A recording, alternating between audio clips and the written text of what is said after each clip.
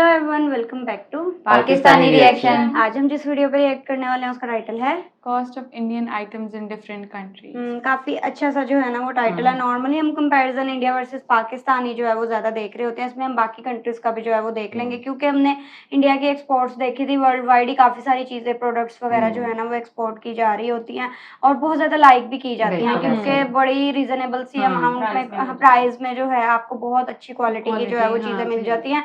वो बेशक फार्मास्यूटिकल्स हों, वो बेशक जो है काफी सारी चीजें जो है ना वो हो जाती हैं।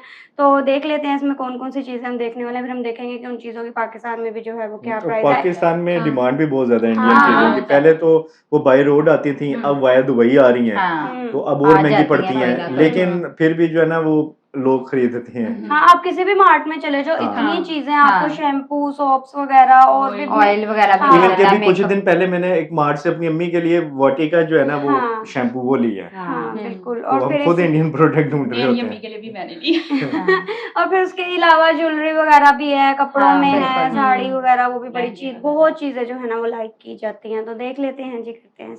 क्या आपको पता है कि जो चीज इंडिया में हम रोज 10 रुपए की लेते हैं वही चीज अमेरिका में 400 रुपए से भी ज्यादा की बिकती है। और ये इंडिया की कौन सी 2 रुपए में मिलने वाली कैंडी है जिसे अमेरिकन इतना पसंद करते हैं कि वो इसके 500 रुपए तक पे करने को तैयार है। आज की वीडियो बिल्कुल माइंड ब्लोइंग होने वाली है क्योंकि हम जानेंगे उन चीजों के बारे में जो इंडिया में बिल्कुल सस्ती है लेकिन बाहर के देशों में बिल्कुल नहीं। तो चलिए वीडियो को स्टार्ट करते हैं। Number 10, toothpaste.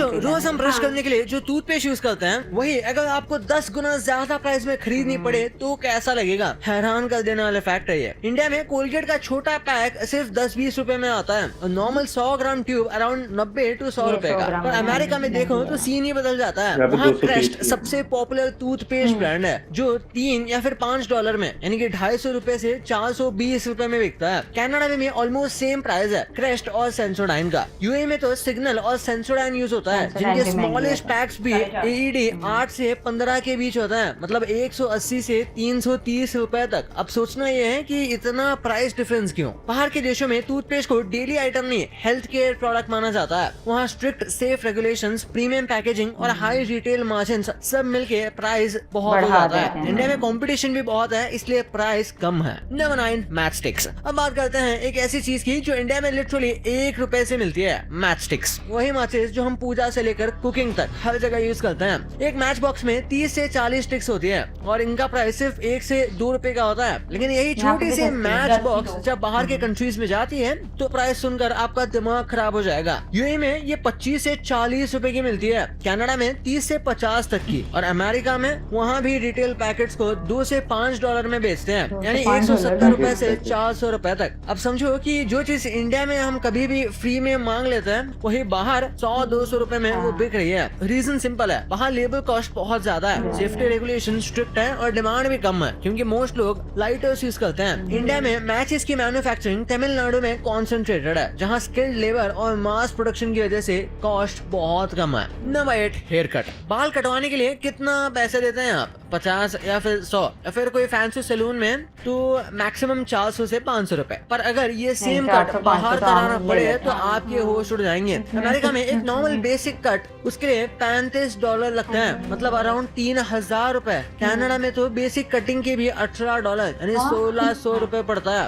अरे भाई इतने में तो एक बंदा पूरे साल अपने बाल कटवा ले। लेकिन ये इतना महंगा क्यों? बाहर की कंट्रीज में मिनिमम वेज बहुत हाई है। एक बार्बर को पर आवर $15 से $20 पे करना पड़ता है, ऊपर से शॉप की रेंट, यूटिलिटीज सब महंगा। इसलिए अब जापान जैसे देशों में ऑटोमेटिक हेयर कट कियोस्क आ गए हैं जहाँ मशीन खुद ही बाल काटती है सिर्फ 1350 येन में यानी 750 रुपए में। सोचो जो वहाँ का बजट ऑप्शन है वो भी हमारे यहाँ महंगे हेयर कट से ज्यादा है। नंबर 7, पालेजी। पालेजी ये नाम सुनते ही नॉस्टैल्जिया आ जाता है। इंडिया का सबसे आइकॉनिक बिस्किट जो हर जगह मिलता है। ये सिर्फ 5 रुपए से स्टार्ट होता है, बड़े पैकेट्स भी 50 या 100 में आ जाते हैं। और जब फॉरेन कंट्रीज की बात हो तो प्राइस लिटरली 10 गुना बढ़ जाता है। अमेरिका में पार्ले जी का नॉर्मल पैकेट $4 या $5 यानी कि 300 से 400 रुपए का मिलता है। दुबई में अराउंड 80 रुपीज, कनाडा में 100 रुपए तक ये पहुंच जाता है। अब सोचने वाली बात यह है कि जितने में इंडिया में एक आदमी पार्ले जी का पूरा कार्टून खरीद ले, उतने में बाहर सिर्फ 1 या 2 पैकेट मिलते हैं। इस प्राइस हाइक की मेन वजह इंपोर्ट ड्यूटीज है, फूड सेफ्टी रेगुलेशंस का एक्स्ट्रा कॉस्ट, और सबसे बड़ी ये बात वहाँ पे इसे इंटरनेशनल स्पेशलिटी प्रोडक्ट की तरह पोजीशन किया गया है। इंडियंस के लिए तो ये बेसिक बिस्किट है, लेकिन अमेरिकन और कैनेडियंस के लिए ये एक्सोटिक इंपोर्टेड स्नैक है। Number 6 chocolate. चॉकलेट की बात हो और कैडबरी डेयरी मिल्क का जिक्र ना हो, ये तो इम्पॉसिबल है। इंडिया में डेयरी मिल्क की सबसे छोटी चॉकलेट 10 रुपए से शुरू होती है। नॉर्मल प्राइसेस 100 से 200 रुपए के बीच है और स्पेशल गिफ्ट एडिशन 800 से 1000 तक जाती है। लेकिन यूएई में देखो तो डेयरी मिल्क या सिल्क के पैकेट्स 150 से 300 रुपए तक के स्टार्ट होते हैं और प्रीमियम स्टोर्स में 1500 से 2000 तक के भी बिकते हैं। अमेरिका में ये मोस्टली इंपोर्टेड कैटेगरी में आती है, इसलिए नॉर्मल पैक भी $4 से $7 यानी कि अराउंड 500 रुपए तक का ये होता है। जापान में इंपोर्टेड चॉकलेट्स 200 से 400 रुपए तक के रेंज में मिलती हैं। यूएसए से थोड़ी सस्ती पर इंडिया से काफी महंगी। इस प्राइस गैप के बीच शुगर टैक्स, इंपोर्ट ड्यूटीज और हाई क्वालिटी स्टैंडर्ड्स हैं। Number 5 pencil. स्कूल की बात करो और पेंसिल याद ही नहीं आए तो क्या बात हुई। इंडिया में नटराज और अप्सरा इतनी कॉमन है कि हर स्टूडेंट के बैग में ये मिलती है। बेसिक पेंसिल सिर्फ 5 रुपए में मिल जाती है, पर वहाँ सीन कुछ अलग ही है। दुबई में favour castle wooden HB pencil का प्राइस लगभग 1.2 से 1.4 दिरहम होता है, जो इंडियन रुपीज में 22 से 26 रुपए तक पड़ता है। अमेरिका में फेबर कैसल 9000 ग्रेफाइट पेंसिल बहुत पॉपुलर है और वो वहाँ $1 से $1.5 यानी कि 90 रुपए से 150 रुपए पर पीस मिलता है। ये इतना डिफरेंस क्यों? क्योंकि इंडिया दुनिया का सबसे बड़ा स्टेशनरी मैन्युफैक्चरर है और मास प्रोडक्शन की तो कॉस्ट बहुत कम है। बाहर क्वालिटी भी ज्यादा प्रीमियम है, better graphite, eco friendly wood और ब्रांडेड पैकेजिंग भी। Number 4 milk. इंडिया दुनिया का सबसे बड़ा मिल्क प्रोड्यूसर है। यहाँ नॉर्मल मिल्क 70 से 80 रुपए तक का मिलता है और प्रीमियम A2 मिल्क 180 से 250 तक। लेकिन कनाडा में नॉर्मल मिल्क 120 से 170 होता है और A2 मिल्क 300 से 450 तक पहुँचता है। यूएई में 150 रेगुलर मिल्क और A2 मिल्क 350 से 500 का बिकता है। अमेरिका में ये $1 या $1.5 में मिलता है, यानी कि 100 से 130 रुपए, और A2 मिल्क 280 से 400 रुपए तक मिलता है। इंडिया का एडवांटेज है कि देसी ब्रीड्स का रियरिंग सस्ता है, लेबर चीप है,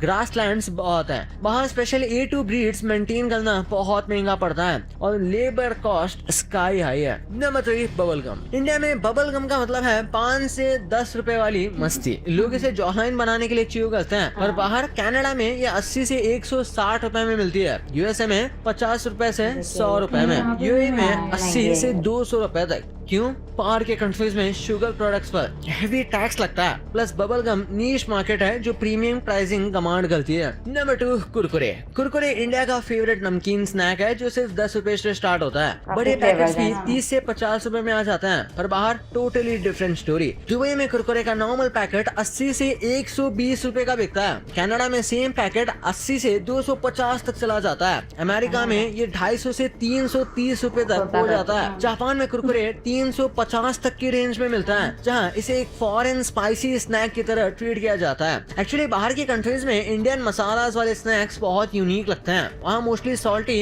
या स्वीट स्नैक्स कॉमन है, तो स्पाइसी कुरकुरे उनके लिए नॉवेल्टी है। इसी वजह से रिटेलर्स इसे प्रीमियम प्राइस से बेचते हैं। प्लस कुरकुरे को ओवरसीज मार्केट्स में इंपोर्ट करना पड़ता है, जिसमें शिपिंग, टैक्सेस सब लगता है, जो फाइनल प्राइस को मल्टीप्लाई कर देता है। नंबर 1 हजमोला। और अब नंबर 1 पे है इंडिया की most nostalgic digestive candy Hajmola. India में तो ये इतनी कॉमन है कि 1 रुपए के पैकेट में 3-4 गोलियां मिल जाती है, ऑरेंज, ग्रीन और खट्टे मीठे फ्लेवर्स के साथ। बचपन में सबने हजमोला को डाइजेस्टिव मेडिसिन समझकर कैजुअली खाया होगा, लेकिन जब ये बाहर जाता है तो इसके प्राइस और पैकेजिंग दोनों ही चेंज हो जाते हैं। अमेरिका में हजमोला छोटी पैकेट्स में नहीं है, बल्कि 60 से 70 ग्राम की बॉटल में है, जो 250 से 400 रुपए के बीच होती है। प्रीमियम स्टोर्स पर तो ये 500 रुपए तक की भी बिक जाती है। और सोचने वाली बात यह है हैं कि ये इतनी महंगी होने के बाद भी लोग इसे खरीदते क्यों हैं? क्योंकि अमेरिकन और इंडियंस दोनों हजमोला का खट्टा मीठा टेस्ट बहुत पसंद करते हैं। अमेरिकन ने बचपन से सार कैंडीज और स्वीट कैंडीज खाई हैं, लेकिन हजमोला का जो यूनिक ब्लेंड है टैंगी और स्वीट का, वो उनके लिए न्यू एक्सपीरियंस है। ऊपर से वो इंडियंस को टारगेट करते हुए इसे एक्सोटिक इंडियन डाइजेस्टिव कैंडी की तरह मार्केट करते हैं।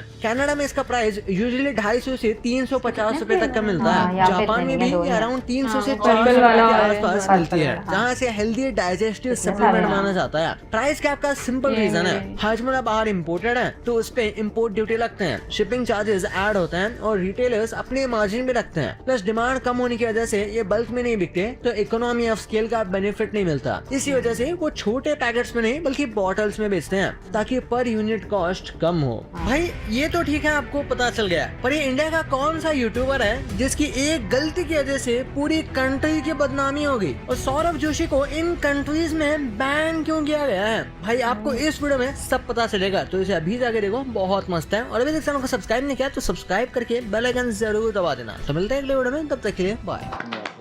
अच्छी वीडियो थी। हाँ, लेकिन ये है कि अगर पाकिस्तान के साथ हम कंपैरिजन वीडियो देखते हैं ना तो हमें प्राइस का थोड़ा सा ना वो आइडिया हो जाता है कि यहाँ पे कितने की है और इंडिया में कितने की है। लेकिन ये चलो बाकी कंट्रीज बाकी में पता चल गया। हाँ, लेकिन ये कि अब जैसे वो डॉलर में कन्वर्ट कर रहे थे उसको उसका आइडिया नहीं होगा। हो सकता है कि वहाँ पे जो लोग रहते हैं अमेरिका में तो उनके लिए वो चीज सस्ती हो। हमें वो यहाँ पे अगर वो 30 या 35 डॉलर की चीज है तो हमें यहाँ पे महंगी लग रही है, क्योंकि हम कन्वर्ट करके देख रहे हैं, कन्वर्ट करके अपनी करेंसी में देख रहे हैं ना, वो लोग वहीं की करेंसी में, उनके लिए तो वो रुपए है ना, हमारे लिए तो वो बहुत ज्यादा, यहाँ पे तो 280 का डॉलर है तो हमारे लिए तो वो बहुत महंगी चीज बन रही है। ऐसे ही ऐसे ही कह ऐसा रहे ही हैं। है, बल्कि वो जो चॉकलेट्स वगैरह की डेयरी मिल्क की प्राइस इंडिया में सस्ती बता रहे थे और बाहर जिस तरह उन्होंने बताया तो वो हमें महंगी लग रही थी। और उस टाइम में सोच रही थी जो भी बाहर से आ रहा होता है हम सोचते हैं चॉकलेट्स लेकर आएंगे बाहर से, और देखो उनको भी कितनी ज्यादा एक्सपेंसिव पड़ती है, बल्कि यहाँ से जो है ना वो चीजें सस्ती मिल रही होती है। लेकिन एक ही इमेज बना होता है कि जो बाहर से आए हैं ना उन्होंने अच्छी अच्छी चॉकलेट्स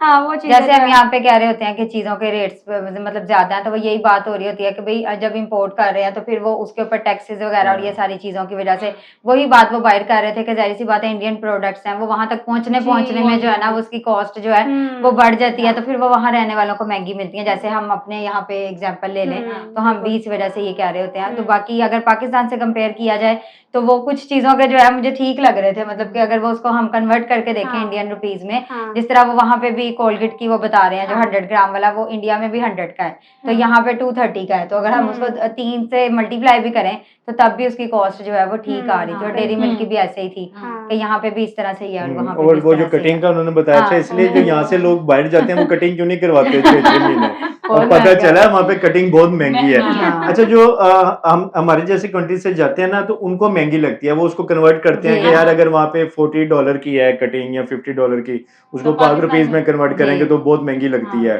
फिर वो कटिंग करवाते ही नहीं है। अब वहाँ पे जो रह रहे हैं तो उनके लिए 30-40 रुपए यानी उनके लिए जो डॉलर है, तो जिस तरह हमारे लिए यहाँ पे है ₹5 में। ये तो है, लेकिन अच्छी थी, इंटरेस्टिंग थी वीडियो और सारी चीजें इंडिया में ओब्वियसली जो है काफी ज्यादा रीजनेबल लग रही थी। आई होप सो आप लोगों को रिएक्शन पसंद है तो जल्दी से चैनल को सब्सक्राइब करते, मिलते हैं नेक्स्ट वीडियो में।